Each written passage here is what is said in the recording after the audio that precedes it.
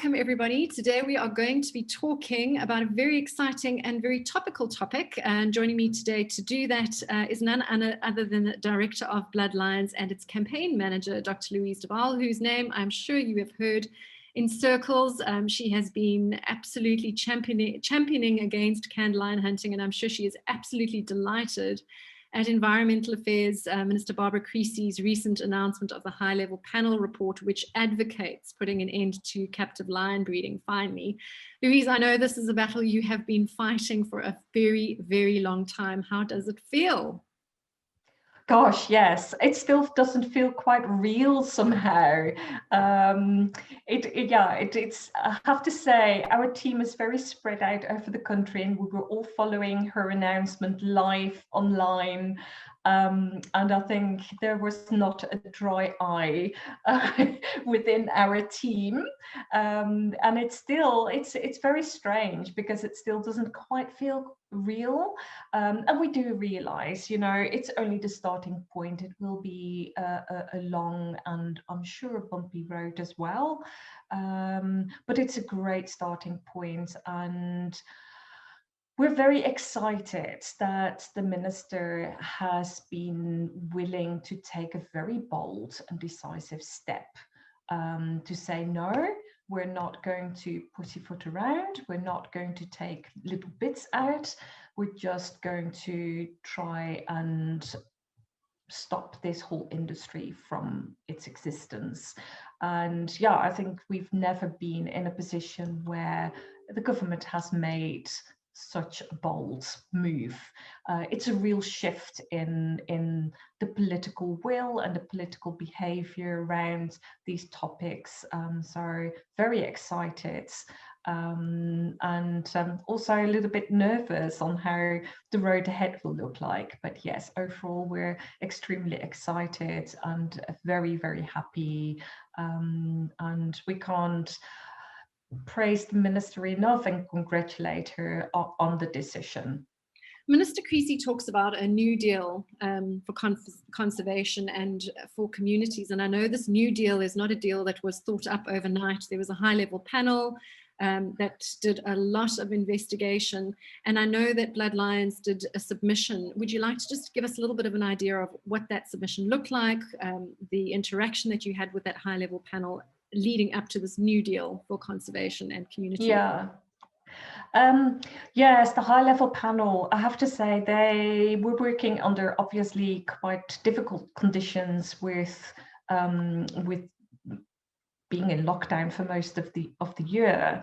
And I think it was really spurred by the pandemic and being in lockdown that we decided, as part of our submission, to look at zoonotic diseases and the captive lion breeding industry.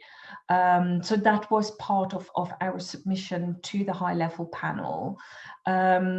So what we did, we actually embarked on a study. We submitted sort of 3 documents: a document on animal welfare, a document on potential zoonotic diseases, and also one that really looks at the loopholes in existing policies that pertain the industry. And in terms of the zoonotic diseases, what we did was a literature study. So we looked at 150 existing studies that looked at lions, both wild and in captivity, and pathogens that were associated with those animals. And that way we identified that there's a known list, 63 different pathogens, viruses, bacteria, and other organisms that are associated with lions, both wild and in captivity. And associated with those pathogens, we identified 83 different diseases and clinical symptoms. And of those different diseases that are obviously affecting lions, 20 odd can also affect human beings. And that was obviously so telling, being in lockdown for a zoonotic disease, and we're very happy that the high level panel has really identified that as a major issue, because obviously if we've learned anything from this COVID-19 pandemic is that we cannot underestimate zoonotic diseases. We have to be incredibly careful. We need to look at this in much more detail and look at where those real areas lie that are the sort of the origin, and where new zoonotic or existing zoonotic diseases can emerge from. So yes, the whole captive lion breeding industry, and especially because welfare is such an issue in that industry as well. And we know that poor welfare leads even more to the emergence of zoonotic diseases and the spread of those as well. So yeah, that was I think when we started the study, we didn't quite realize that we would actually find this many. So it was quite an eye-opener for ourselves as well.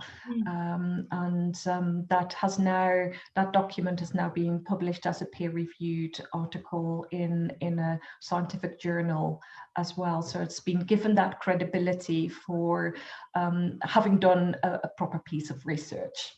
Yes, and also so highly topical, as you say, having done that during a time in our history where we're experiencing firsthand what that looks like. Louise, you mentioned a little bit earlier about this just being the start of a kind of long journey. For Blood Lions, what is that journey? You know, the journey you've been fighting for so long. Now you see this kind of glimpse on the horizon. Where is your focus at the moment? What are your activities like?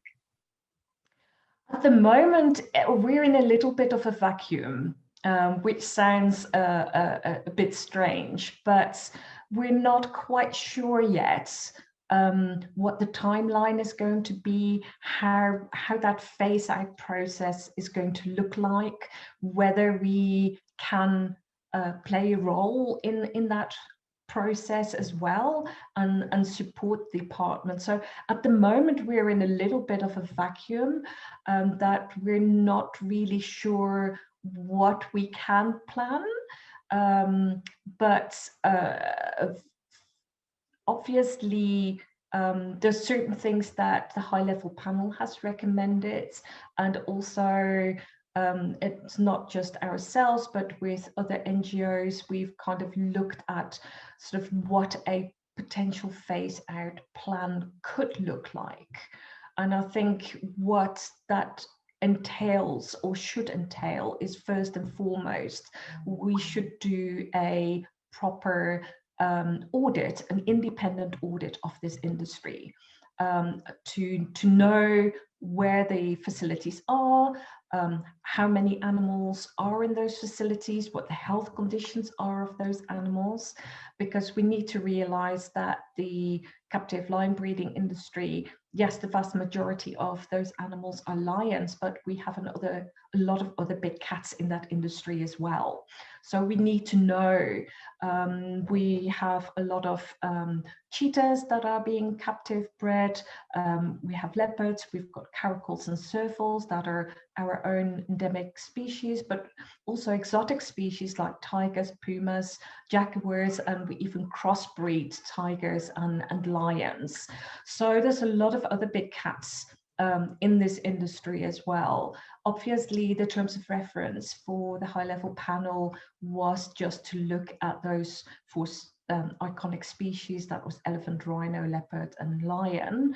So the recommendations are just around the captive lions, but we're hoping that these other big cats will become part of this phase out as well. So we need to know, we need to do an audit, because we need to know the number of facilities, where they are, what are the species that they're holding, their numbers and their health.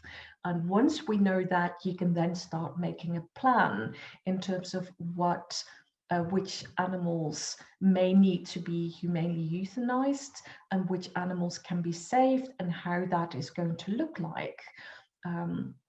Some facilities may be able to change their business model. Some of these facilities that are already open to the public and for tourists, they could change their complete way of working, become more ethical, increase their animal welfare conditions, and still be a tourism facility, but without the interaction. So there's lots of possibilities. But yeah, we need to know first and foremost what there is. Yeah, what is the baseline essentially? What are we working with? Yes. So we've said that banning captive lion breeding and canned lion hunting is the positive step forward. What are you hoping will be the result of this ban? So if you were to wave your magic wand and say, Minister Creasy, this is what Bloodlines wants, what would you say? If I could wave that magic wand, then yeah, it would be to see an end to the whole of the captive lion breeding industry, including all other big cats, because really all those carnivores, all those felids, they're all bred for commercial purposes. Very, very few are bred for conservation purposes. So what do we breed these animals for? We know with the lions, obviously, that there is this whole sort of life cycle where they're being petted and walked with, and volunteers being involved, and then they're being used in canned hunts and killed for their bones. And also the live export of these species as well. We know that tigers are also being used in canned hunts. They're also being exported live to breeders, circuses, zoos, exhibition facilities overseas. Many of these animals will end up in Southeast Asia. So yeah, I think we need to think bigger and really sort of close down the whole of the captive carnivore predator breeding industry, whatever you want to call it, because there is just a extremely small percentage that breeds for proper commercial purpose, for proper conservation purposes.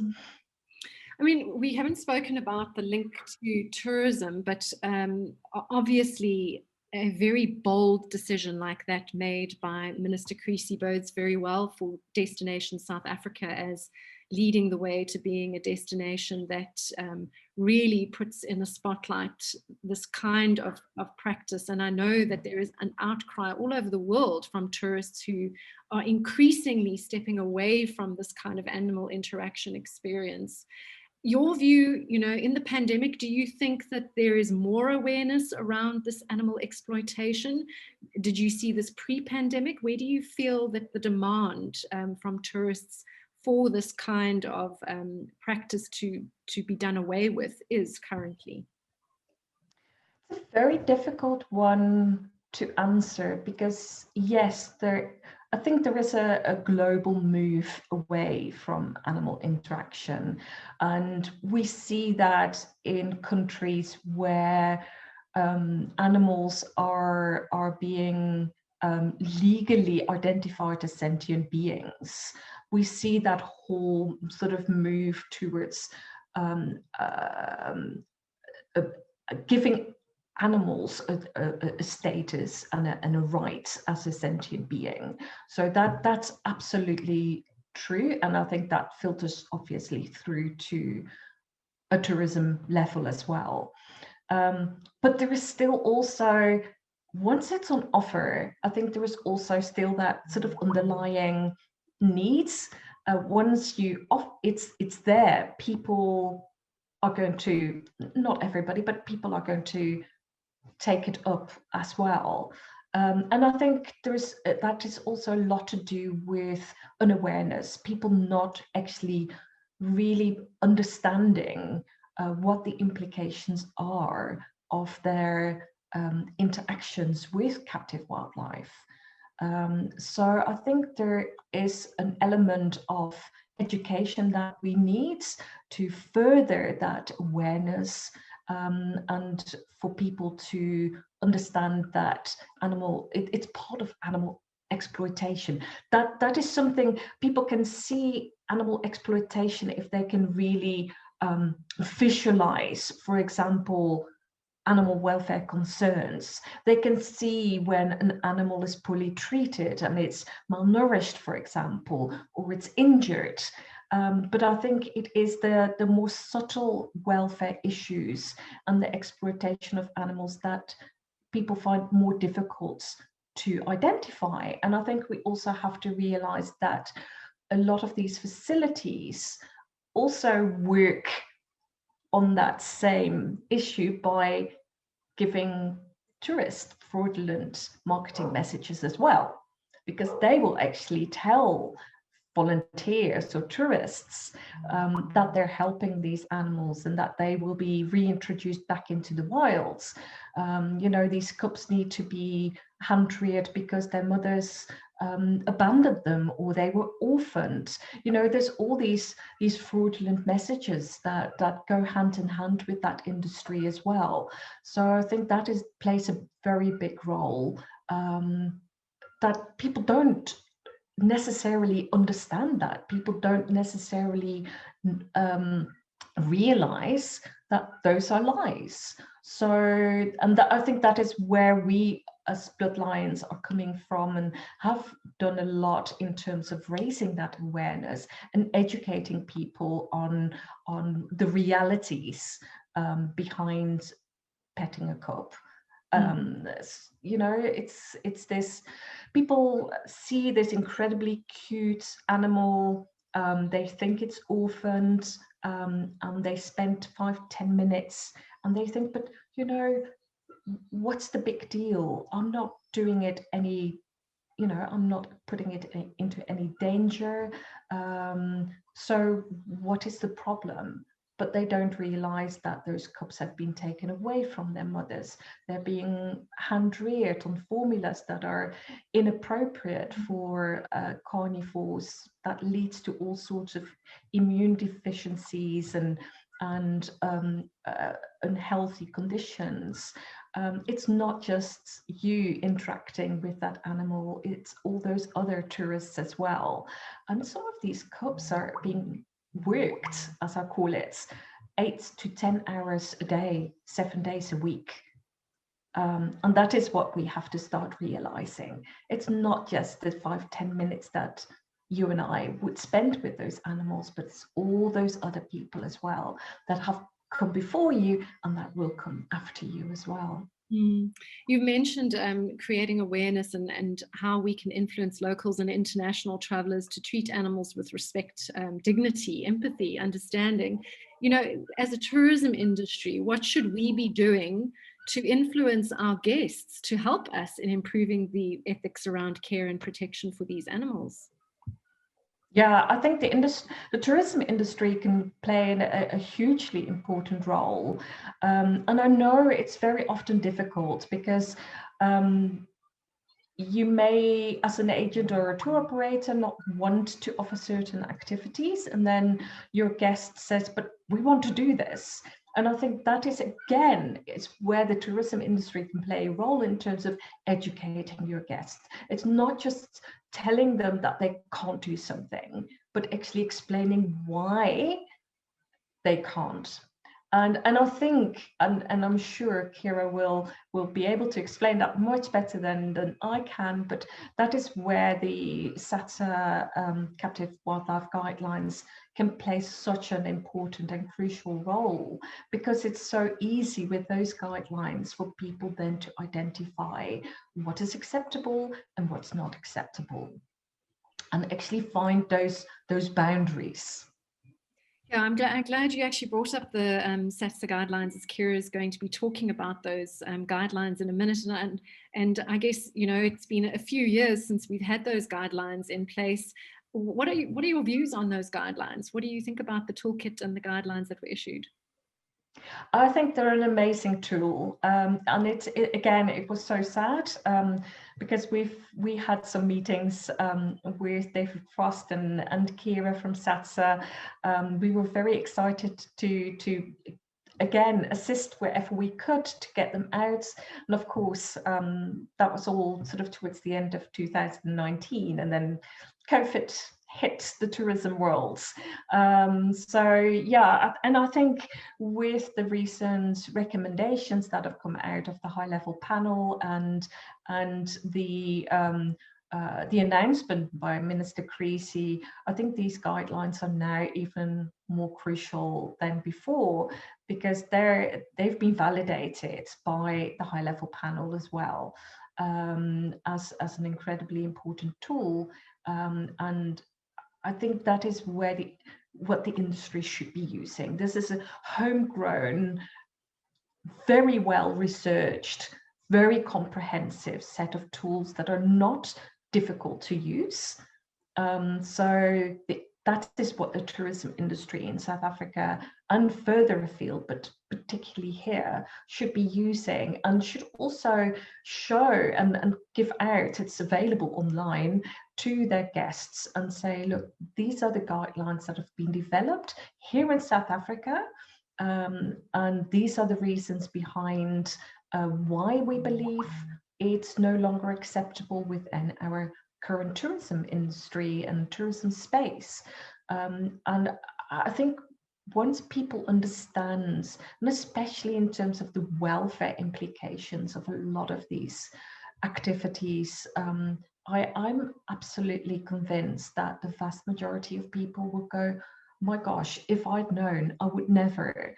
And I've met so many of those people myself, people who just didn't know. And then once they realize what the implications of their actions, they sort of go, if I'd known, I would have never done it. And that is the point. Most people just do not know.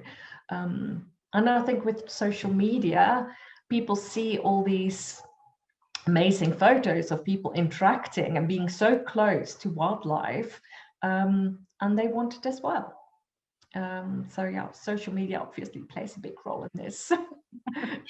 Louise, a parting message for you, for the industry across Africa and the world who are very supportive of Destination South Africa and Destination Africa. We know that this is not limited to South Africa. This happens all over our continent, all over the world. What is your last message to anybody who works in the tourism industry about captive lion breeding and what Blood Lions is trying to do to change that? I think a last message, especially to the tourism industry, is keep it wild. We have these amazing landscapes. We have such a diverse country. We have national parks. We have private game reserves. We have, so many places we can send our tourists to where they can see our African wildlife in their natural habitats. And yes, it might not be a hands-on experience, but when you go on safari, you can get pretty close up to wildlife, and that is what we should be selling the world's. Keep it wild, promote authentic South African experience, a proper ecotourism experience. We don't need captive wildlife. What is the message we're giving out to the world? Where we have, on the one hand, still plenty of wildlife in their natural habitat, and then we want the tourists to see some poor lions and other, big cats that are bred in captivity under terrible conditions. What message are we giving out to the world? And the message that we should be giving out to the world is, look, we have an amazing, beautiful country. This destination offers so much to our tourists. We don't need this captive wildlife interaction. We just don't need it. Keep it wild. Keep it wild. Thanks, Louise. This is great. Really appreciate your time.